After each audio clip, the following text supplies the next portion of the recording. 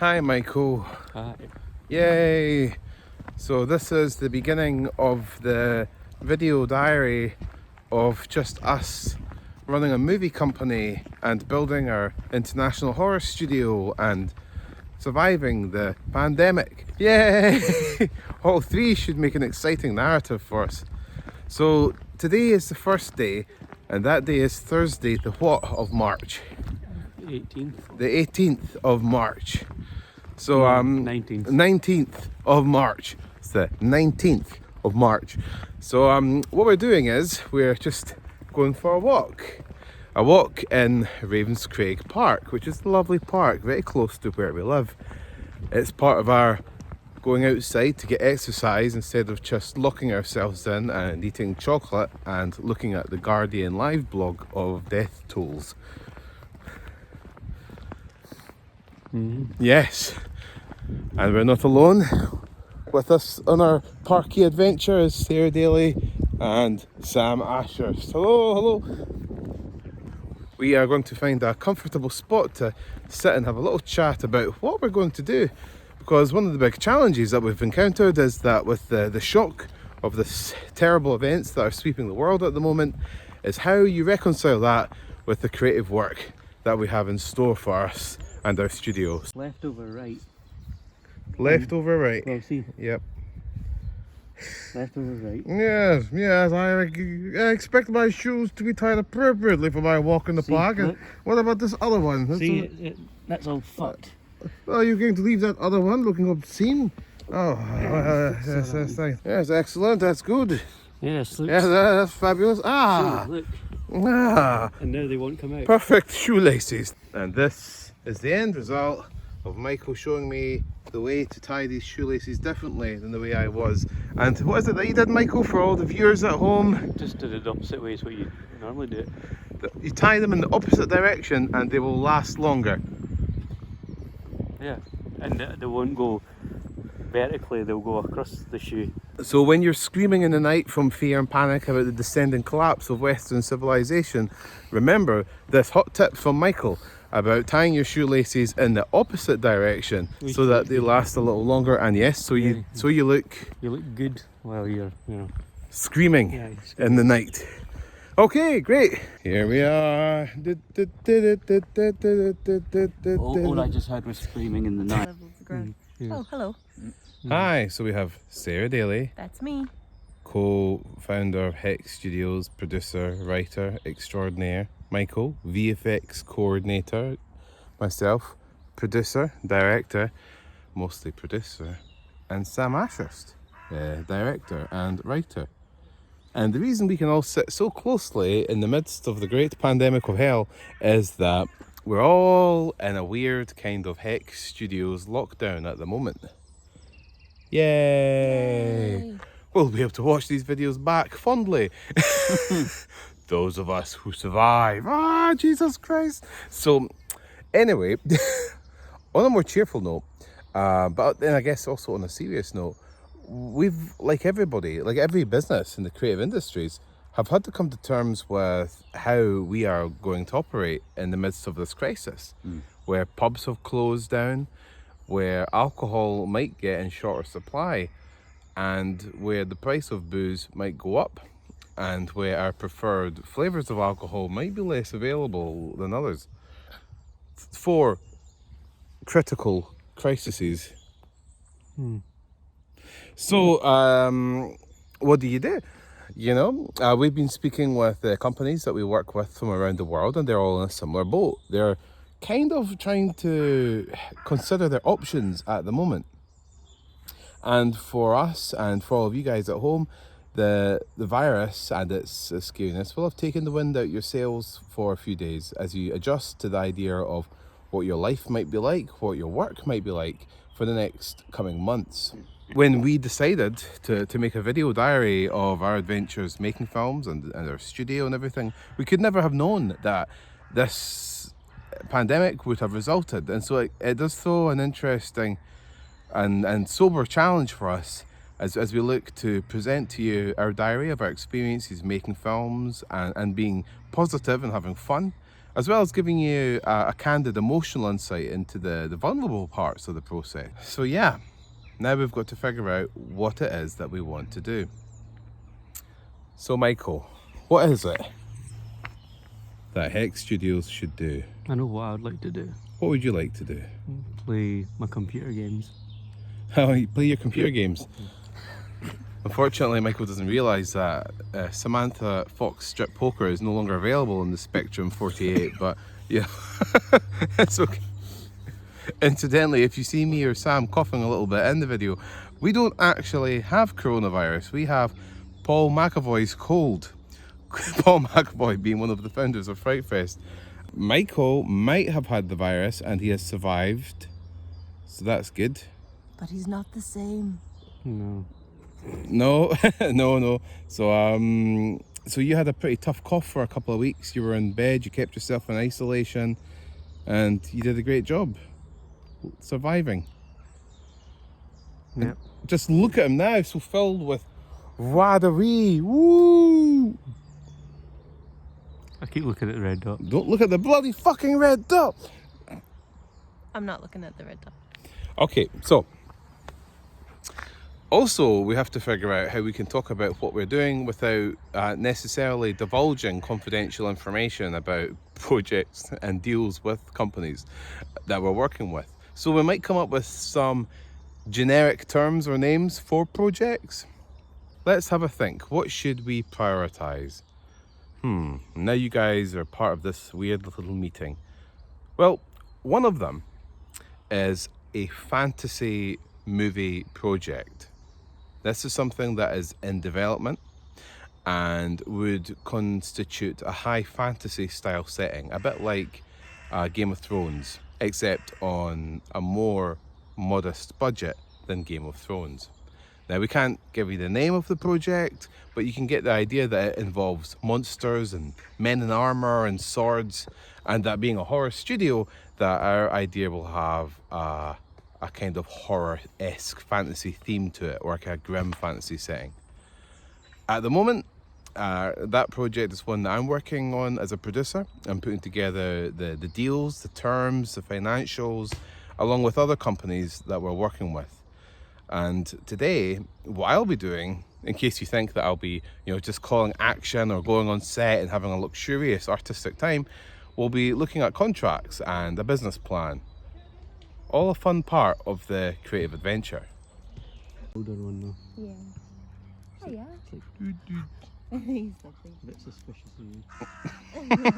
So that is one of our projects, this cool fantasy project, which is one that I'll be focusing some of my businessy efforts on. However, there's more to it than that. We also have another feature film which is announced that we can tell you the name of, and it's one that we are developing, and that one is For We Are Many Too. For We Are Many Too, which this time focuses on the stories and works of Back. Okay, hold. Lovecraft. What was that again? Lovecraft. Jeez, wow! So H.P. Lovecraft, a man that we've admired the stories of for quite some time. So our first For We Are Many focused on demons, the theme of demons, and was premiered at Fright Fest with some success. And so we've once again got filmmakers from around the world to work with us on a new feature-length anthology, which will consist of something like 14 or 15 stories. At the moment, we have many of the filmmakers already linked in with the project, and we're working with them. Some of the directors I'm sitting with right now. Sam Ashurst. Wow. Director of Frankenstein's Creature and A Little More Flesh. Woohoo. And then Sarah Daly, who is our screenwriter. She's super fancy and famous, and oh gosh, Michael, will we use the same cutaway images? A writer who's worked with the likes of Anne Hathaway, Channing Tatum, Joseph Gordon-Levitt, Gary Oldman, and even the singer Sia. Wow, amazing. She will be directing her debut short film. Michael will be doing effects on some of the short films. Yay. And even I will be directing a short film in the anthology. Yes. Lending a sort of pedigree to the project as a whole.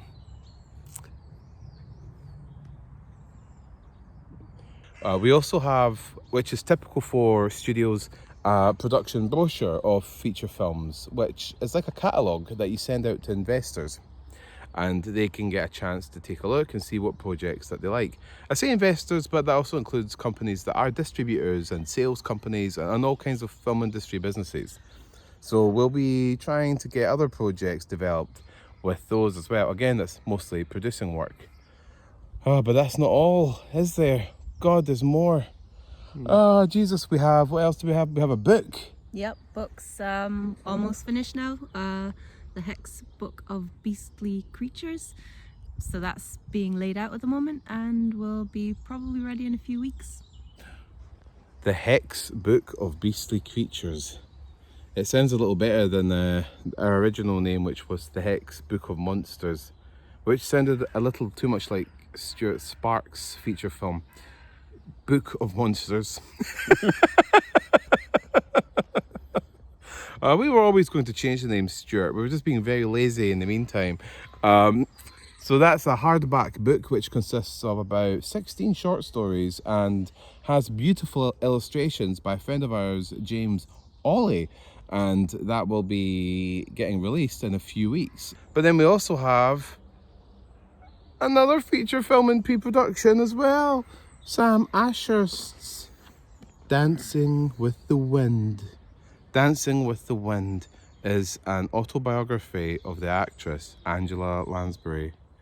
Yes, it's adapted from Laurie's diaries, which we realised were very similar to Angela Lansbury's diaries. So I'm adapting those, and we're hoping to get that into cinemas in the year 2050. And we've got a cool electro version of the Murder, She Wrote theme song as well. It's quite edgy. Daft Punk have done that for us, so that's quite nice of them. Yeah, it's like an edgelord version of the theme music. It should be good. So that was great anyway. And oh wait, that's not quite the movie, is it?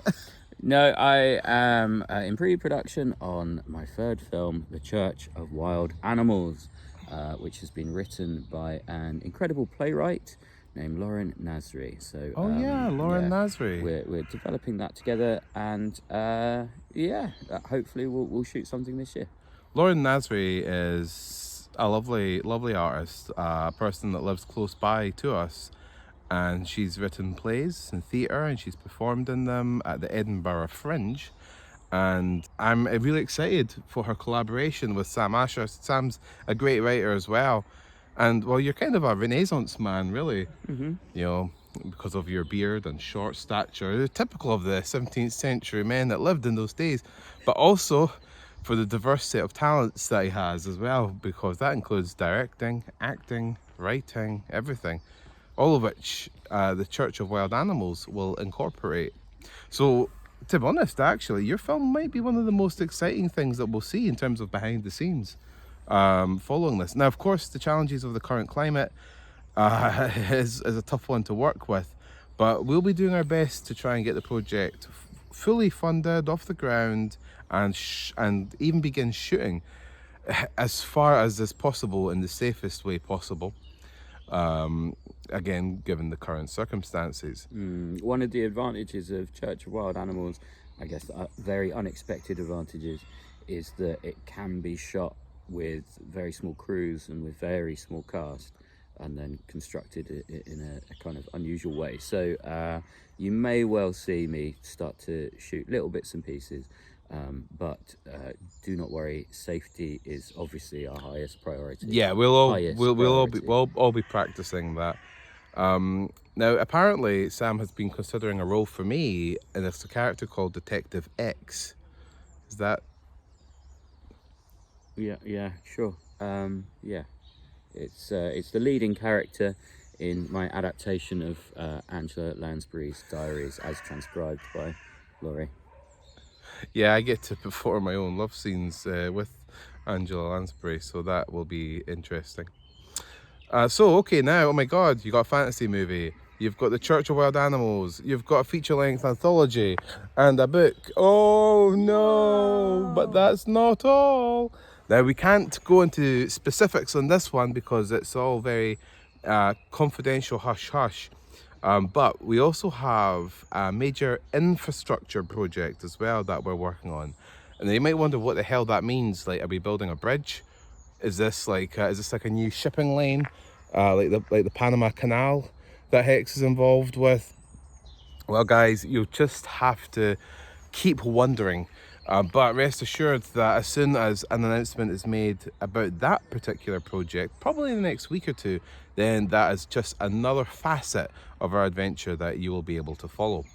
Is there anything else that we're forgetting? Michael's computer games. Fuck Michael's computer games. Oh yeah, okay, well guys, this is what a Michael computer game is like. We're in the cockpit of a 737. Oh well, let's click on all the realistically digitally realized dials and buttons so that we can plan 45 minutes of prep before we get to take off and go to Munich airport in real time. That's about it, yeah. That's the fun part, is the 45 minutes of prep. And this man does have a sex life, which I assure you is true. So It's 45 minutes of prep. with 45 minutes of prep, this man has a very successful sex life. Okay, so I think that's currently the projects. But you know what? As much as I would like this to seem like a very professional, exhaustive, and well-organized video, truth is, there's so many projects that we're just going to throw them at you if we've forgotten any. Hello there, Todd. Hello. And I was supposed to wear a tie. Now, Todd, this is Michael, who works with me. Yeah, I recognize you. Hi.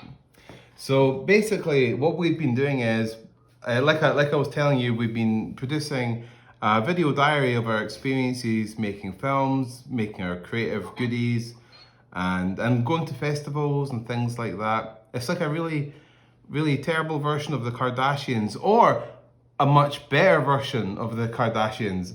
And so part of this is also about us working with other artists like yourselves. So I'm just going to introduce you to our audience. This is Todd Sanders. Todd Sanders is a brilliant artist. He works to put books together. He designs games as well, like board games, card games, everything like that. And he also publishes his own line of books as well, fantasy short stories, which you very kindly let Sarah Daly be a part of as well. Yeah, she's been in 2 books and hopefully 1 more next year. So, yeah. So the purpose of this meeting is me and Todd are just going over some of the details of the book, the Hex book of Beastly. I'm still getting used to the new name, Beastly Creatures. That's right. Yes, we've done the first layout of that. Got everything in place.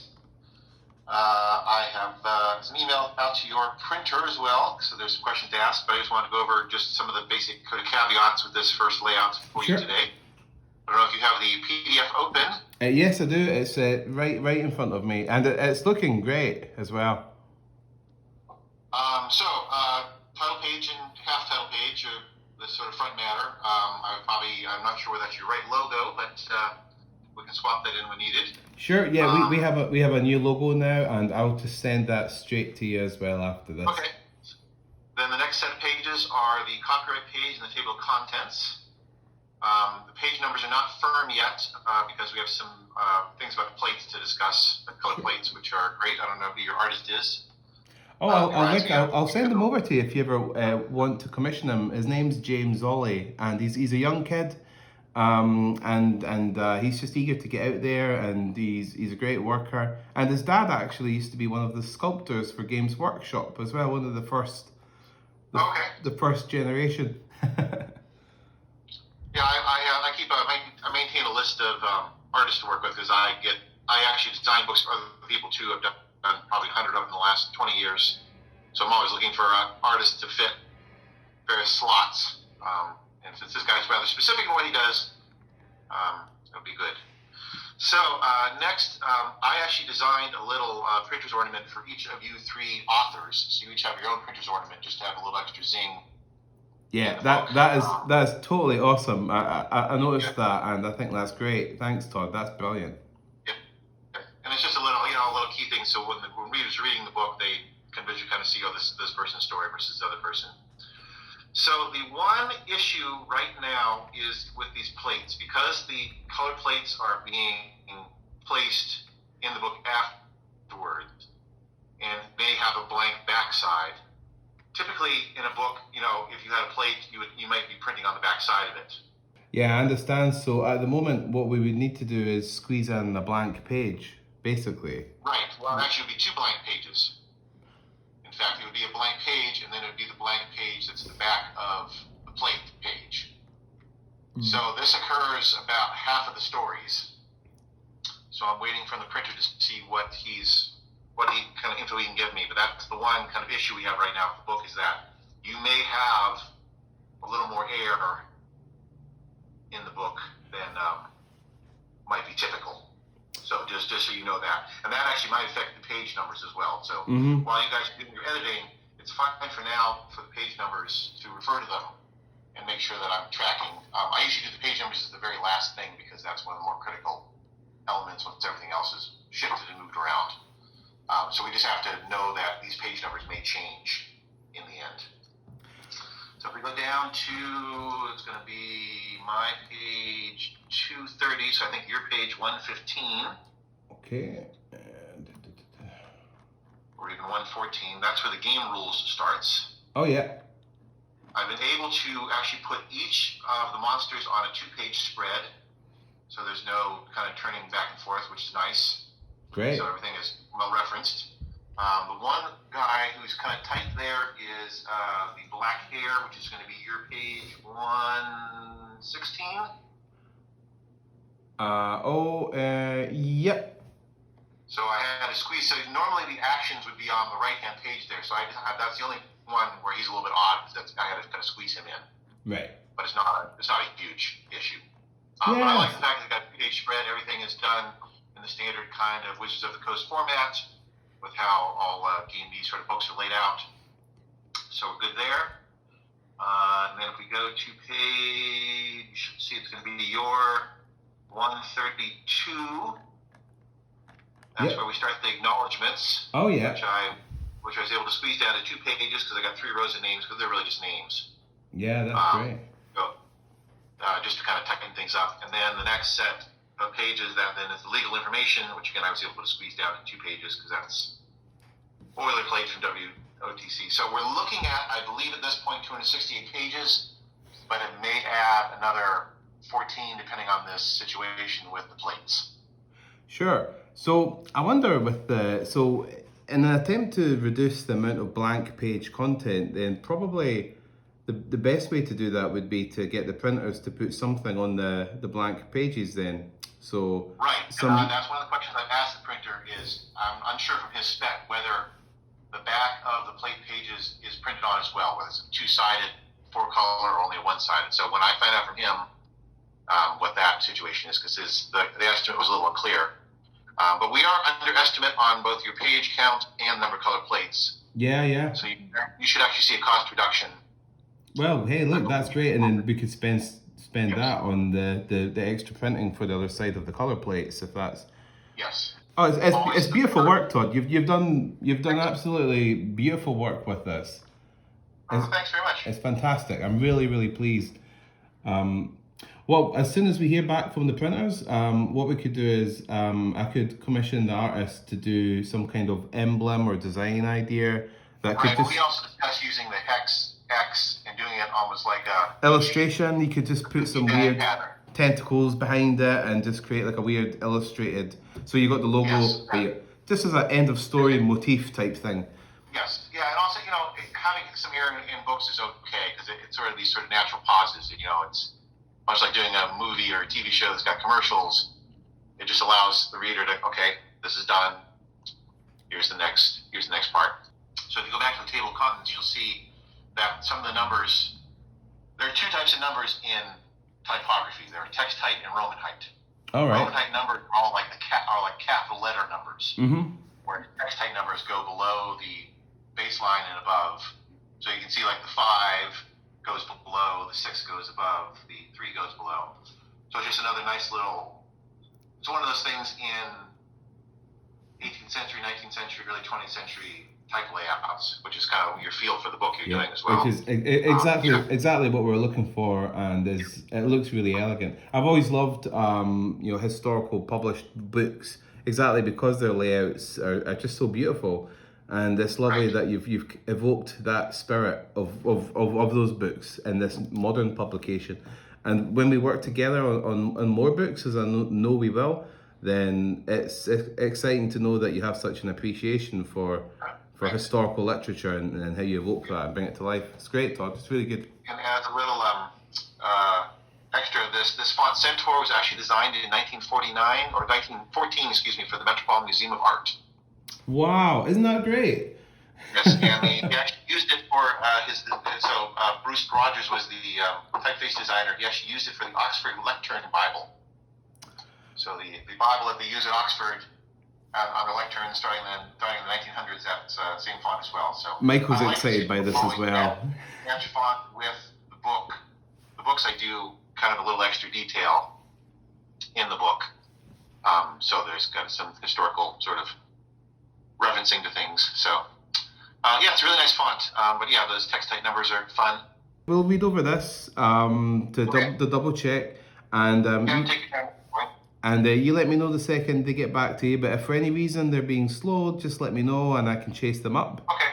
In doing a lot of books, all authors have their sort of fabric. They have their sort of texture to their weft and weave of their stories. And you three, you actually feel like very different authors when you're doing this kind of layout. Oh, thanks. Thomas likes to have sort of sections. Sarah's sentences are usually kind of more compact. Your sentences are usually a little longer. And it's always interesting in laying things out and trying to get a holistic kind of feel to a book that's made up of various authors. I think we're in good shape here. So Todd, I think you're wonderful, and I'd love for lots of other people to work with you again.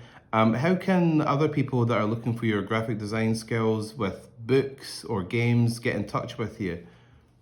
I have 2 main companies: Locus Graphic, LOCUSGRAPHIC.com. is the kind of graphic design arm of my business. And then AAN Press, AANPRESS.com is my book publishing company. Cool. For Sarah Books and others. We just published actually a book about 2 weeks ago now called Polis, about the Earth being covered all in one city. It's 12 different authors. It's 1,000 years of history, and all stories are exactly 1,000 words, no more, no less. That's amazing. Thank you so much, Todd, and I'll be in touch and we'll speak soon. You have a good day, sir. Yeah, later. Bye. Bye. And here we are in the back room of our church, which is one of our facility buildings for Hex Studios. There's Michael and there's Sam. And unfortunately, again, because of the circumstances, we're not working too much from our building here, which is actually a former church. Let me give you a quick peek. So you see, there's the pulpit, big hall, and this is a place that we recently acquired as a base of operations. Of course, we're also looking to expand that infrastructure as well. And what we have here are some awesome props, which will be getting used in the study at my house, a room which is going to be the home for some of our YouTube shows, such as Hex Talk and Hex Selects. And what we've left here for Neil Cooper, my beloved stepdad, who will also be working with us, who also, should I say, works with us in the company as a voluntary operations manager. He'll be making this work as a prop as well, basically converting this old gorgeous Victorian gas light into, well, kerosene light, should I say, into an electric light. And hopefully this 100-year-old beautiful thing will survive and not shatter into a million pieces when Neil puts an electric drill to it. you know that's going to happen. No. No. So far, this beautiful 140-year-old picture frame already has one little bit of damage. Neil is amazing, but he is quite effusive in his tradesman-like handiwork. And Michael drew the short straw of suddenly being told that he had to repair all the decorative plaster damage that accidentally resulted from it being pressed too hard on the floor.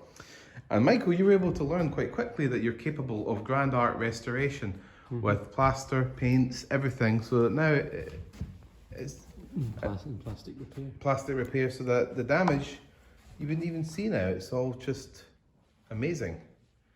And that's an incredible painting of Pompeii as well, in flames, which will also be going again in our set for our TV shows. Okay, well, now we need to go off and get KFC. KFC chicken, yes. This is perhaps the most important part of the entire video diary, is us in the midst of the apocalypse going to our business, retail estate or industrial estate to get our KFC. But I think this is an important part of the story of an artist creating cinematic masterpieces in the current climate. Yeah, this will actually be the favourite part of the video. Don't you feel that will be the case, Sam? Sam.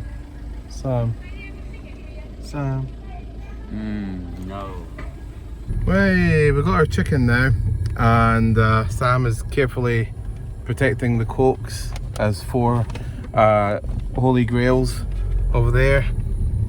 And that was an interesting experience, wasn't it? So we were just going to Asda, but unfortunately it's closed because of the virus, and it's closed nationwide from midnight to 6 AM, but here in Kirkcaldy in Scotland it was closed from 10 AM. Sorry, 10 PM. Unfortunately, it was closed because they need to give the staff more time to stack the shelves and work safely without infected members of the public to annoy them during the day.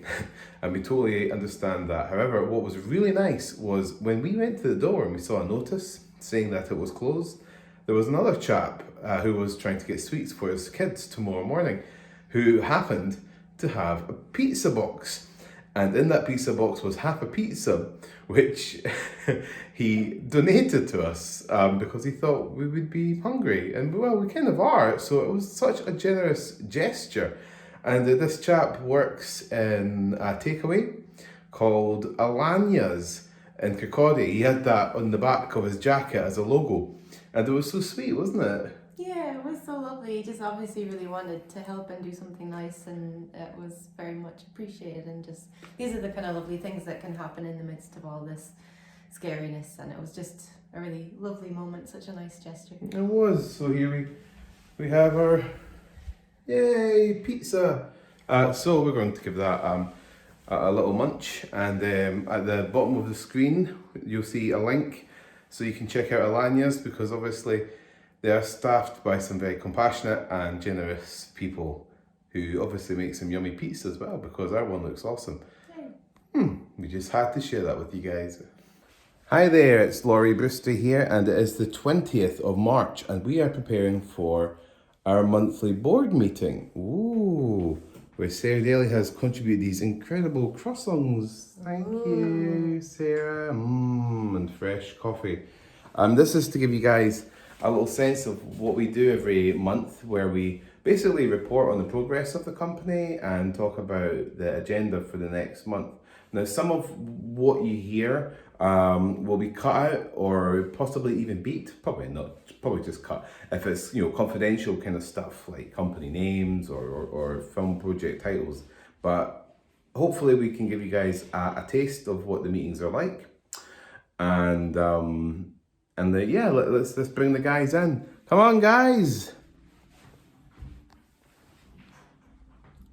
Here they come, brave filmmaking warriors. Sam. Hi, Sam. Hi. And we have Sarah. We have Michael as well. There you go. Yeah, just sit where you want, guys. Now, unfortunately, due to the plague, Neil Cooper, who is a volunteer and operations manager at Hex that works with our first facility building, the church, can't be with us in person, but he will be, through the power of technology, talking to us through this. Sarah Daly. Hi there, Neil. Hello, Laurie. Okay, everyone. So this is Neil Cooper. Hi, Neil. I see you've spared no effort in your attire for the meeting today. Every time you use phone. There we are. That's better. All right, guys. Well, help yourselves to coffee or juice. Sorry you couldn't have any, Neil. And We're recording. we're recording. Cool. Yeah, just the orange is in the way. I mean, we're not live streaming, so it's stuff. Yeah, it's live streaming to 3,000 people. Yeah. Oh wait, you know what I'm missing? Give me 2 seconds. Should have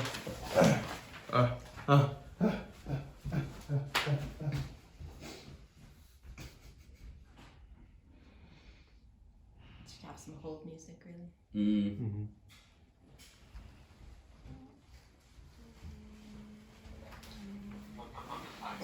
There we are. This lends the proceedings the dignity it deserves. There we are. So it's the 20th of March. It's Friday, and this is our monthly board meeting. This meeting was delayed by a couple of weeks due to the obvious circumstances of the present day. And what this meeting is looking to achieve is just to reconcile our objectives with the current circumstances taking place. So in other words, we've taken a little bit of a hit, as all companies around the world have, in what they were going to do, and now we just need to kind of get ourselves back into gear. The first part of the meeting consists of reporting. So this is when the chair normally goes through all the things that were achieved since the last meeting. And that's what I'm about to do now. And if it gets too boring looking at my face the whole time, then I assure you, Michael, that excited reaction shots of Sam and Sarah or Neil over there. Wow. And again, folks, Neil Cooper is our voluntary operations manager. He is in charge of our studio facilities. Okay, so, right, let's begin. Reporting. So we successfully acquired funds and contributions towards the project, the Church of Wild Animals, which we have been tentatively teasing at, a film to be directed by Sam Ashurst. And we also have the necessary resources now to properly begin, as we have already, the feature film For We Are Many 2, which is a horror anthology sequel to For We Are Many. For We Are Many 2 looks at the stories of H.P. Lovecraft, and Sam Ashurst, myself, and perhaps most notably Sarah Daly have short films in the anthology, and for Sarah that will be her debut short as well.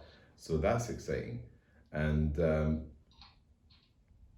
so both those films are in a promising, what I would describe, quasi pre-production state at the moment. Now, we'll move back to talking about those projects when we get to the objectives. At the moment, we have an interested person in terms of investment in the company. They expressed an interest, but we haven't yet been able to follow through on that since the last meeting, but they still have some enthusiasm for that, and that is something that we'll look to pursue. there is a fantasy feature film, the name of which we can't say for the purposes of the video, but I think you guys are all aware of what that fantasy film is. Talks have been ongoing between our company and others regarding the financing and packaging for that film, and it seems that we're getting close now. And this would be a film that would combine dark fantasy, or grim dark fantasy as they call it, with action, horror, and all kinds of cool stuff. So whilst it would be a departure from our ordinary horror films, it would not be such a departure that it wouldn't be considered a horror title as well as a fantasy one. The Book of Monsters is now much more complete. We received a draft PDF from Todd Sanders, who is a graphic designer, who's done an excellent job on the booklet. I'm extremely confident now that we're only a few days away from total completion on the PDF. In the interim though, I need to commission an artist to produce what will look like a talisman graphic, which will end each story. And that's because the book consists of colour plates, which is great for the side that has a colour plate, but for the blank side, it leaves the book looking a little bit naked. So there's going to be a kind of closing mark at the end of each story now. So I'll be speaking to that artist ASAP to get that. For Where Many has been distributed to our customers. Not all customers have got in touch with their address details, but the vast majority have. And it would appear from the internet, the intersphere, that folks are extremely pleased with their product. We've seen images getting posted and lovely words of support for the film, and it gives me every confidence that we can get that film out there. At the moment, the retail version of the product, which is the one being distributed by partners in the United States, is going through quality control processes and hopefully should be approved for a release that could take place maybe in May or June. The back of the church, which is our one of our studio facility buildings, has repaired, or should I say has had its roof repaired. It's not capable of repairing its own roof, like a giant transformer. This was the roof area above the kitchen, and it consists of a flat roof, and now it is a happy repaired flat roof, along with missing tiles that had been blown by recent storms. Tentative plans are in place to replace the toilet area in the church with 2 toilets with separate entrances and a shower cubicle as well, which will allow for makeup, blood, gore, and all kinds of gross stuff to be elegantly washed off the shining bodies of young performers.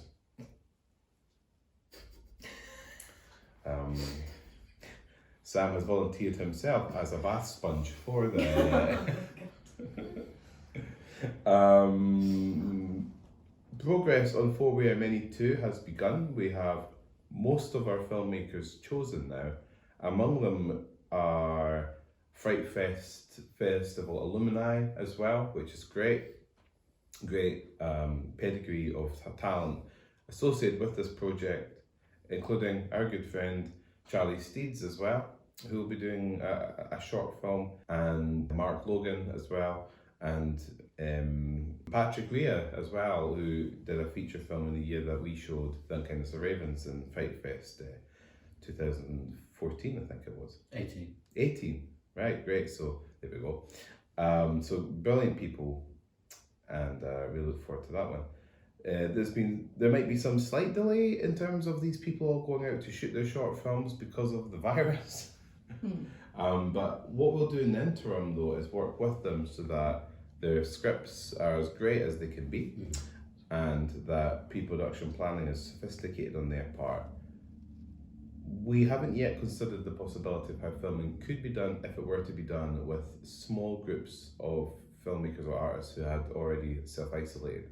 This is something that we've done, and it might be possible for other groups who have chosen to do the same if they feel it's safe and they're working in an enclosed environment, that they might be able to do so. But that is yet to be seen, and there will be no pressure for any of the artists working on our film to do that sort of thing. We have yet to create a strategic agreement plan with a large company that has expressed an interest in our work. This is a company that has a diverse portfolio ranging from events, buildings, publications, everything. I think you guys know the company that we're talking about, and unfortunately we can't divulge that yet, but our relations are at an all-time high, and as a result of our meetings, which me and Michael went down to instigate, they have been very successful, and we absolutely love the people behind this company and their ethos, which is completely compatible with our own ethos and ideology. So it's really just a case of focusing on that now. So I should have some time this month. Channel Hex has begun. Channel Hex is a grassroots project designed to bring filmmakers and fans into the same online community, one that we can manage and engage with directly with new content such as videos. A bit like the video you're watching now, in fact, is part of a video diary series that me and Sam have worked on with Tom, Michael, Sarah, and we will be doing more shows. That is on a YouTube channel known as Channel Hex, although the content has also been going on the main Hex Studios YouTube channel. This is part of a long-term engagement initiative. It might take up to a year before we have built up something reasonable, but I see it as a pillar which can support our future Kickstarter campaigns, and also just a holistic aspect really, which is our own desire to be in close contact with those who are most enthusiastic about our work, rather than having them all over the place. So yeah, that's good. Our videos so far have been quite funny. Hopefully this one is for you guys as well. There's a £70,000 investment deal which is temporarily on hold relating to another anthology feature film.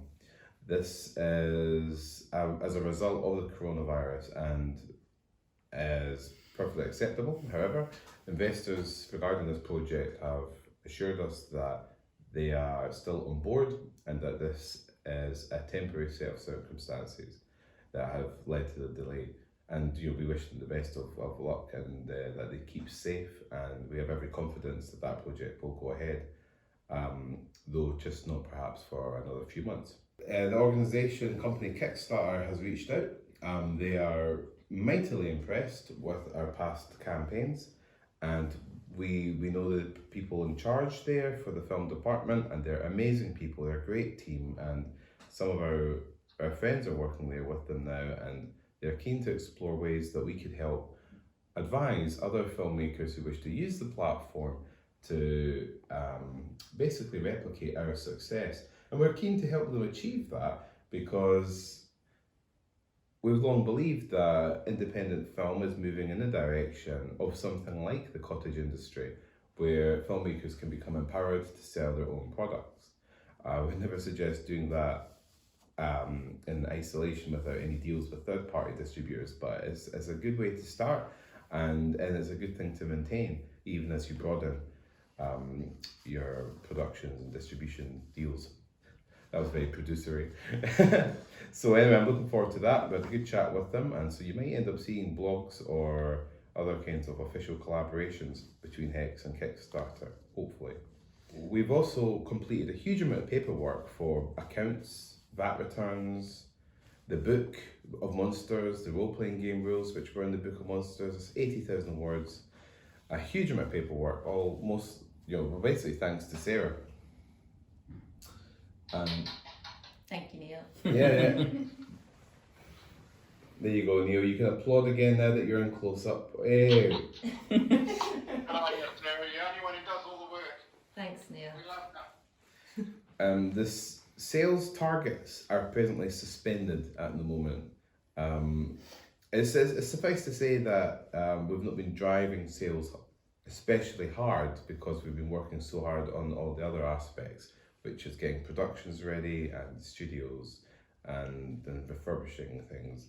But the important thing though is that we are still making sales, even though there isn't a lot of time to push on the marketing for them. And we acquired new microphones. Thanks to Michael Brewster's research, we acquired some wonderful wireless lavalier microphones which have dramatically increased the quality of our voice recordings, and we'll look to do more investment for that type of technology as well. So that's my list of reporting. Is there anything I've missed? I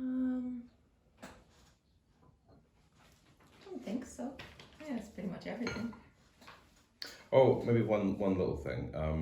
Me and Sarah Daly have also been invited, and we've accepted a position on the Creative Advisory Board at Fife College. So that's an official board that meets at the Fife College, which is a large educational institution in Scotland as well, which has various campuses around Fife.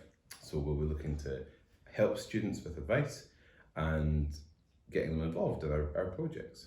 So in terms of objectives, this is what I've got, and then we could talk about ideas you guys have. Sure.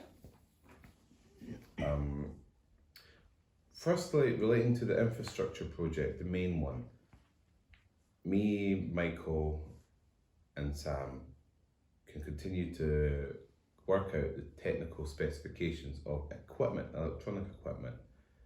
And Neil, you could work with us on estimates for refurbishment, at least insofar as is possible given our current access to the building and based on our previous visits. Okay, and we could even look to do some of that possibly today, or we could do some of that tomorrow, depending on when works for you, okay? Okay. The plan is at a really advanced stage now, so it is actually just the works of us that's holding it back, thanks to the extraordinary effort of Sarah to produce a business document that is extremely compelling and impressive. We'll complete the Book of Monsters utterly within the next, hopefully the next 2 weeks, so that it can be dispatched for printing. And we've got every confidence with the printers, Biddlers, as they're called, to do a great job after their hardback book samples were great. We'll be exploring, I'll also look to explore additional funding for the Church of Wild Animals and any support that might be able to help for Many 2 and any of our company's prospective C-class films. And for you guys at home, our company has financial distinctions for our projects that go from C, B, and A. And, and none of them are rubbish. They're all just designed to facilitate different types of storytelling and projects. So a fantasy film might be a B or A class, you know, depending on the millions of extras, whereas your normal horror film will be a C class, you know, unless it's set in ancient Rome and consists of a legion of warriors being eaten by 1,000 dragons. Yeah. Yeah. Let's do that one. That movie sounds awesome. I'll continue to also speak with the investor that expressed an interest in our company and Kickstarter. How about your own agenda for? I mean, my main thing still is just finishing the business plan. It's just spreadsheets of numbers basically at the moment. I'm just waiting for your final numbers so I can put those together. Okay.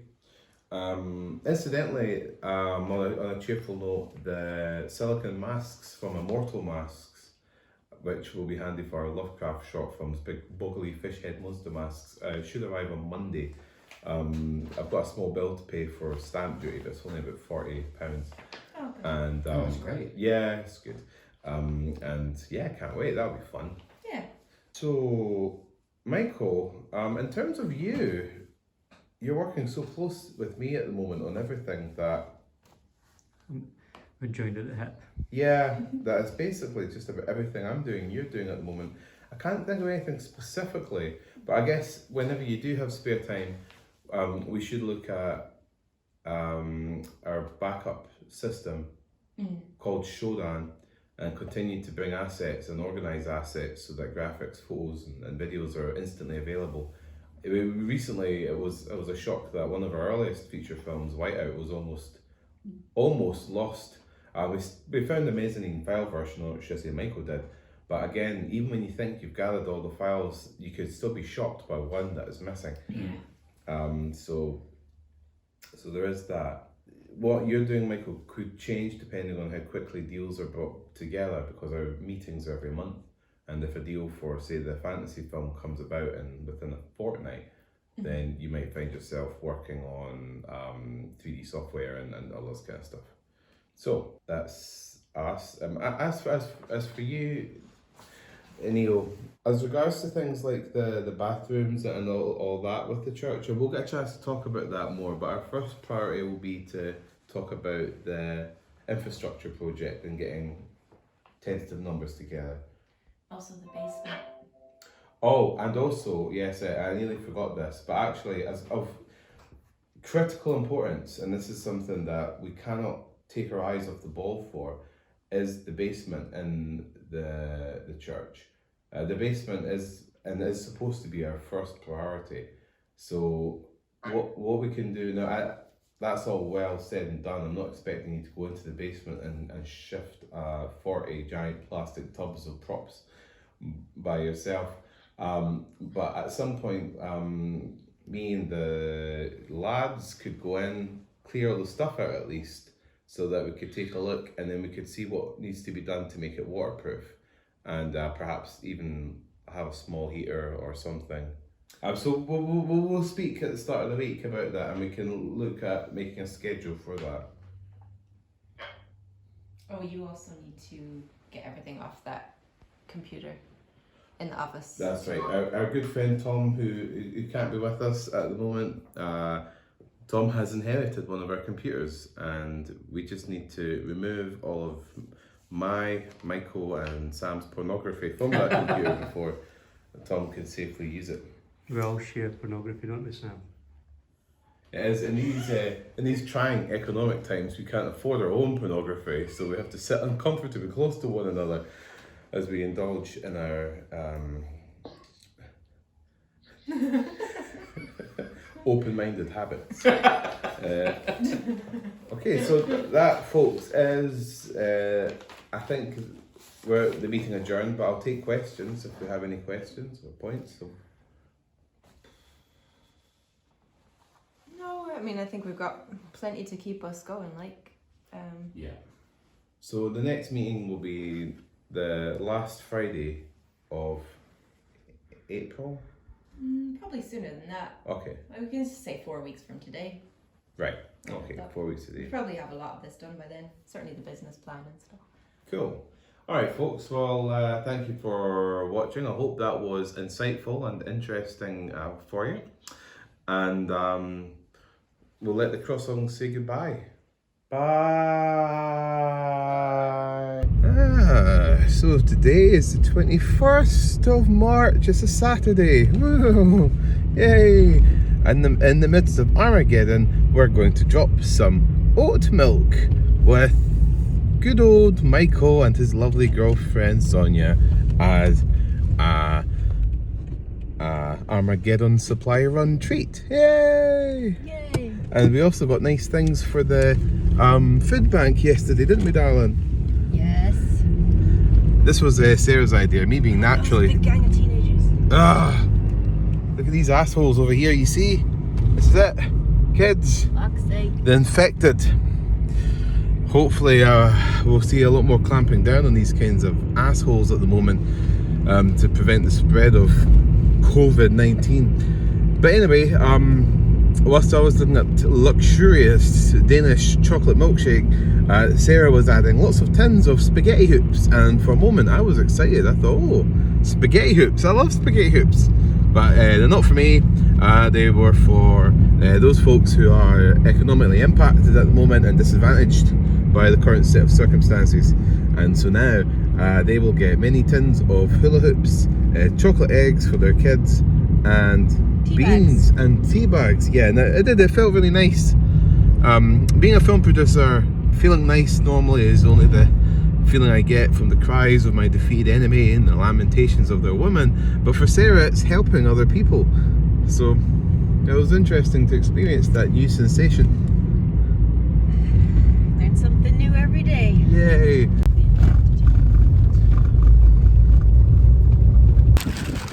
Okay, I have the oat milk and chocolate as well. Wow, here we go.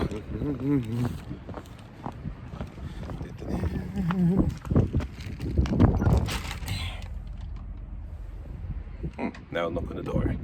Speak to you all later. Yeah, so here I am bringing my Mother's Day card and this lovely sunflower plant chosen by Sarah to our work, which is in a church. And you should be following us with this guy, Jinx the cat, who also seems to think that he works here as well. Biggest nightmare about coming here is that Jinx will always get in first and will not leave until he's been fed. See? Hey Jinx. You're just thinking door, food. So that's a happy Mother's Day to your mum.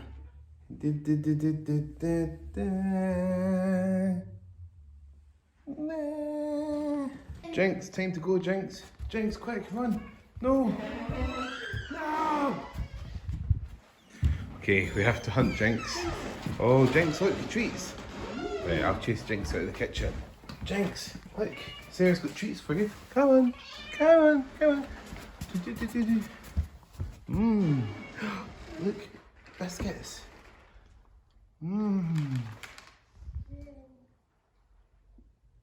Jinx, you can do this. Come on. That's it. Yeah! Oh. And what a surprise, Jinx. Victory is yours yet again. Nom nom nom nom nom nom nom. Alright, we'll see you later, buddy. Bye, Jinx. So there's not any more for you, Jinx. It's time to go now. And don't think I'll be doing too much work today. We're still trying to take each day as it comes, especially with the virus. Okay. Pretty sure it's the 22nd of March. It's the 22nd of March. Expecting to get these days wrong frequently during our diary. Thank you. Goodbye. So today is Monday the 23rd of March and we are at the cusp of apocalypse. Wah! But however, it's not all bad because hopefully soon today I will manage to get some volumizing hair mousse which will make my diary videos that little bit more attractive as the cataclysm proceeds. However, in other good news, we also received some awesome masks, silicone masks from a company called Immortal Masks in the United States. And these masks will be getting used in our film For We Are Many Too in some of the Lovecraftian inspired short films. So my good and faithful assistant Michael Brewster is holding one right now and holy shit, that looks amazing. Cthulhu, oh wow, it has teeth under it as well. They're actually hard, like proper hard teeth. That is amazing. And that's beautiful paintwork as well that they've done on that. That looks amazing. Cool, so put him there. That's number one. Now we have monster number two. First we had Cthulhu, now we have, yay, the Ripper. Oh my god, he looks amazing as well. Yeah. Now these amazing silicone masks, what they do is they fix to your face so you can move your jaw and the mouth will open and everything like that. So it's a totally different deal to latex masks. Latex horror masks can be cool if you're not moving much, but silicone is where it's at for animated movement. And now our final mask. Drum roll. Ugh. And there we have it, a truly hideous looking, disfigured penis face. That's the mask, not you, Michael. Yeah. And brilliant, absolutely brilliant. So when things settle down and get a little bit better for us all, these guys will be featuring in the short films. I can't wait till we're past all this bullshit and we're actually able to get back on set filming. Okay guys, speak to you soon. Know the damage that this disruption is doing. All shops, libraries, playgrounds, gyms, and places. So now it is the 24th of March.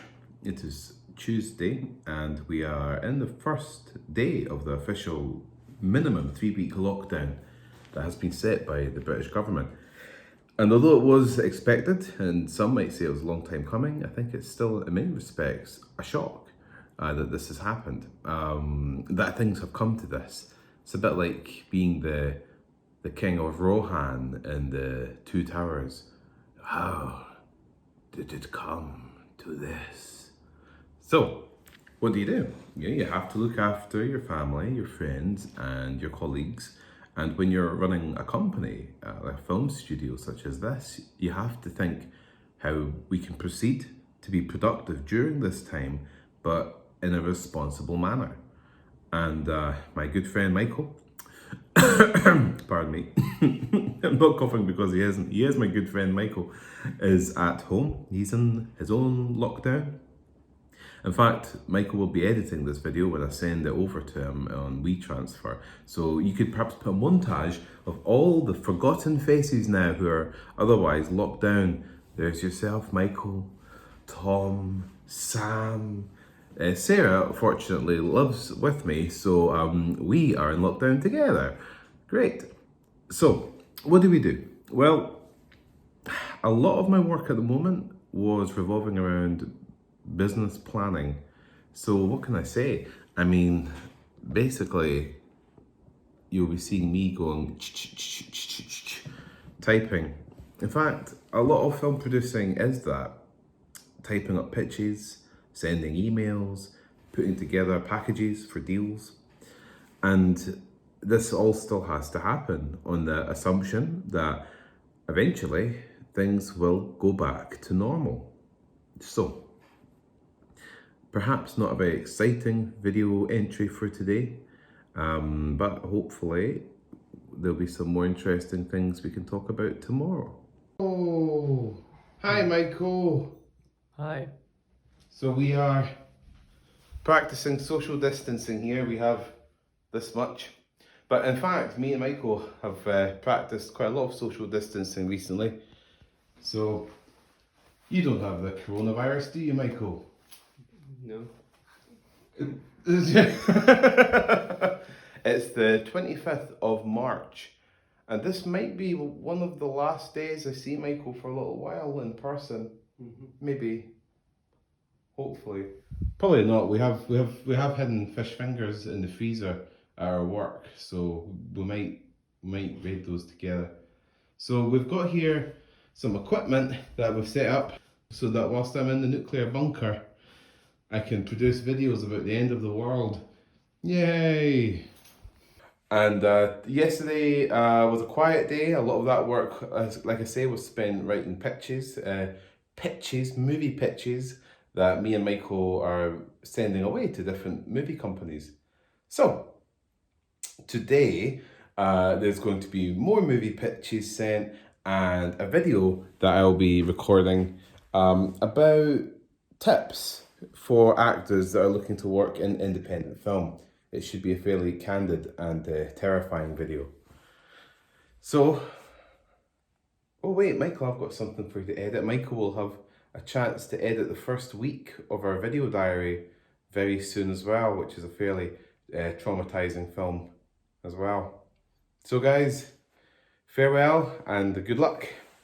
Well, I hope you enjoyed our first week for the Hex video diary, or the Hex diaries as we're calling it, and I hope you'll join us for week number 2. So you don't miss any of our future diary videos, please hit subscribe and the bell notification icon. And if you would like to support our channel, then please check the link, Patreon/something, channel Hex. Oh my god, you can see the link and there's a button in the description. Oh, bye!